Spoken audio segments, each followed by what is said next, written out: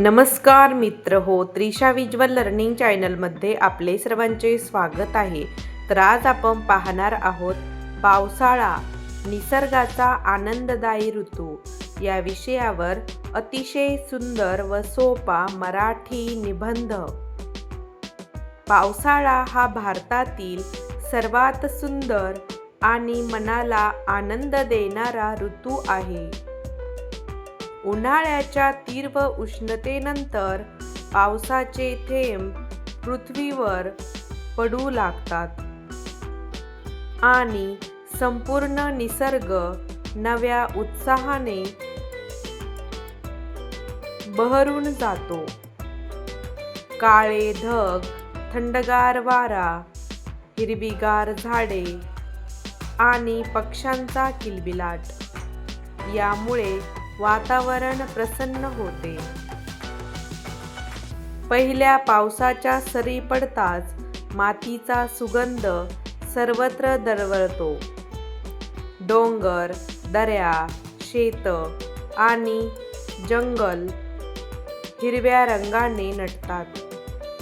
नद्या, ओढे आणि तलाव पाण्याने भरतात.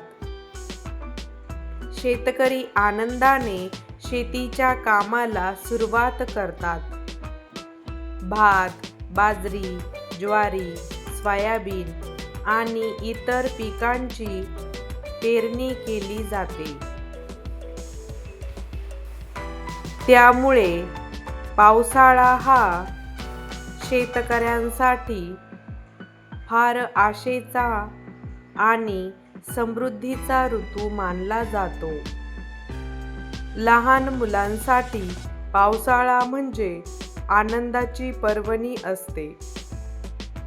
पावसात भिजणे, कागदी होड्या पाण्यात सोडणे आणि मित्रांसोबत खेळणे याचा त्यांना खूप आनंद होतो. अनेक ठिकाणी धबधबे वाहू लागतात आणि निसर्गरम्य स्थळांचे सौंदर्य अधिक खुलून दिसते. त्यामुळे पावसाळ्यात अनेक जण सहलींचा आनंद घेतात. पावसाळ्याचे अनेक फायदे असले तरी काही अडचणीही निर्माण होतात. अतिवृष्टीमुळे पूर येऊ शकतात, रस्ते खराब होतात आणि विस्कळीत होते. साचलेल्या पाण्यामुळे डेंग्यू, मलेरिया यांसारख्या आजारांचा धोका वाढतो. म्हणून स्वच्छता राखणे, पाणी साचू न देणे आणि आवश्यक ती काळजी घेणे महत्त्वाचे आहे. पावसाळ्यात छत्री, रेनकोट आणि पावसाळी बूट वापरल्यास आरोग्याचे संरक्षण होते. तसेच गरम व ताजे अन्न खावे आणि स्वच्छ पाणी प्यावे.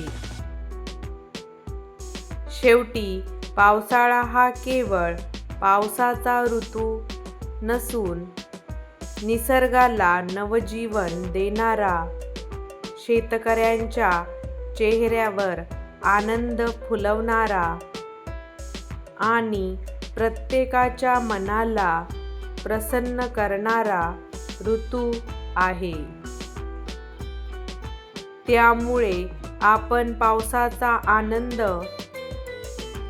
घेताना पर्यावरणाचे संरक्षण आणि स्वच्छतेची काळजी घेणे ही आपली जबाबदारी आहे.